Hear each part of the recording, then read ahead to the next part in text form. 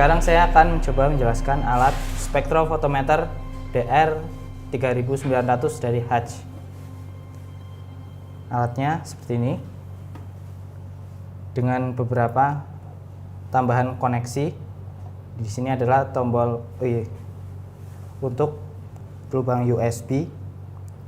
Lalu di bagian belakang juga ada beberapa konektor lagi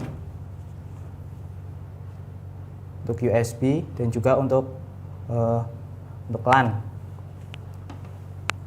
Lalu kita coba aja langsung menyalakan alatnya. Tombol power ada di sini. Nah, layarnya adalah layar sentuh atau touchscreen.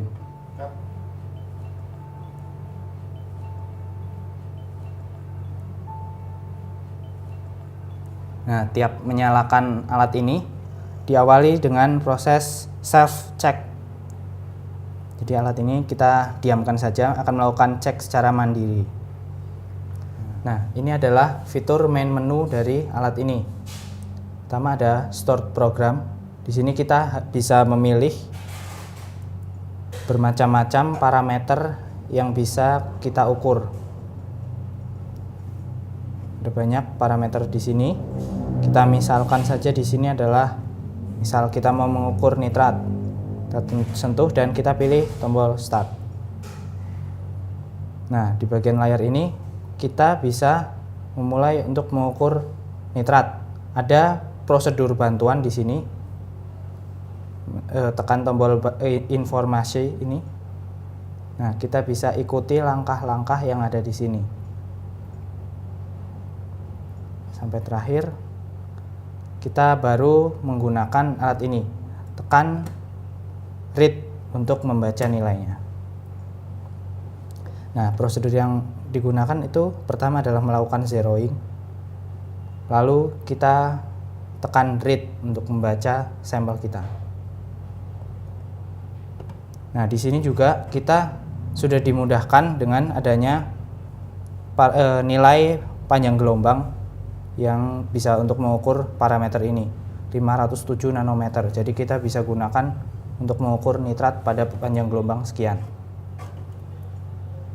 Nah, di sini ada fitur barcode program. Ini digunakan pada ketika kita melakukan sensor barcode di bagian lubang ini menggunakan aplikasi Hatch tertentu.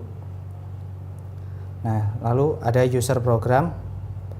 Ini ada program yang dapat digunakan user untuk memilih aktivitas-aktivitas yang dilakukannya menggunakan alat ini. Lalu ada favorit program, kita bisa memilih parameter-parameter tertentu yang sering kita gunakan. Lalu single wavelength, ini untuk mengukur absorbansi atau transmitan. Nah, kita bisa mengukur absorbansi atau transmitan diganti di bagian optionnya. Ini caranya sama seperti spektrofotometer pada umumnya. Sampel dimasukkan di bagian lubang ini, lubang untuk sampel, lalu ditutup. Nah, itu lalu kita tekan zero yang pertama. Zero itu dipakai untuk sampel yang untuk larutan Aquades. Sedangkan ketika kita setelah selesai melakukan zeroing, kita ambil sampelnya dan kita letakkan sampel kita di sini, lalu tekan read. Itu nilainya akan membaca absorbansi atau transmitan dari sampel. Nah, multi wavelength ini adalah fitur tambahan di mana kita bisa mengukur satu sampel menggunakan berbagai panjang gelombang yang berbeda-beda. Bisa menggunakan 2 panjang gelombang maupun beberapa panjang gelombang tergantung rumus yang kita pakai. Bisa maksimal 4 panjang gelombang. Lalu wavelength scan, kita melakukan scanning untuk panjang-panjang gelombang. Lalu time course. Nah, untuk sistem cek ini adalah cek mandiri untuk alat ini. recall data untuk melihat data. Seperti contohnya ada di bagian data log, ada sampel-sampel yang sudah pernah dicoba di sini. Kalau mau melihat itu view details. Nah, ini seperti ini contoh datanya. Nah, data yang tersimpan ini bisa kita transfer ke PC ataupun ke USB menggunakan konektor di bagian sini. Konektor USB di bagian depan maupun di bagian belakang. Lalu ini instrumen setup untuk settingan instrumen. Bisa melakukan setting untuk operator ID. Jadi kita bisa menggunakan ID sesuai pengguna, masing-masing pengguna.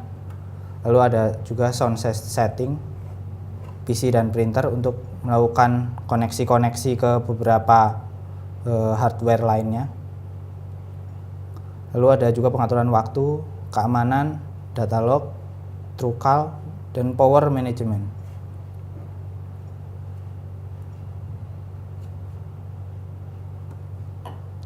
Nah, untuk perlengkapan yang ada di alat ini adalah di sini ada lubang untuk sampel dengan bentuk yang kotak. Di sini kotak. Kita memiliki botol sampel atau kuvet yang juga bentuknya kotak. Di sini disediakan 2 buah botol sampel. Jadi muat untuk botol ini. Misalkan ini ada sampel. Nah, di sini itu peraturannya adalah untuk kuvet ini tingginya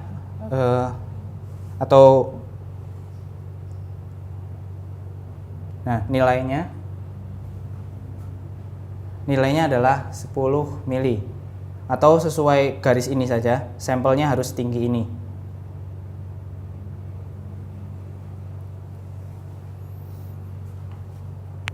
Nah, seperti itu. Ketika sampel sudah dimasukkan, langsung ditutup saja ketika kita melakukan proses penghitungan nilai absorbansi atau transmitan.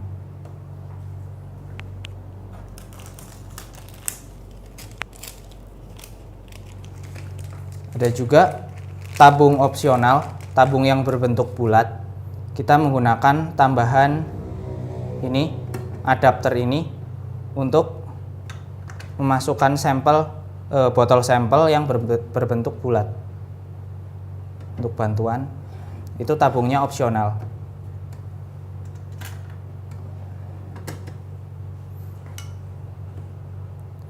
Nah, jadi untuk koneksi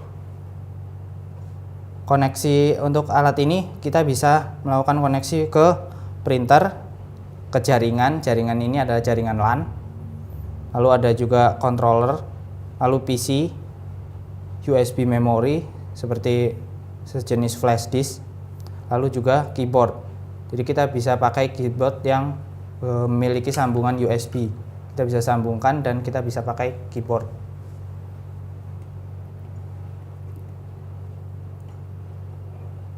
Nah, bantuan-bantuan yang ada di kanan ini adalah salah satu fitur-fitur yang harus dihubungkan dengan koneksi internet. Link 2SC, Trans, AKI-A, dan web dari Hutch sendiri. Ini. Oke. Demikian adalah penjelasan singkat mengenai alat spektrofotometer DR3900 dari Hutch. Sekian dan terima kasih.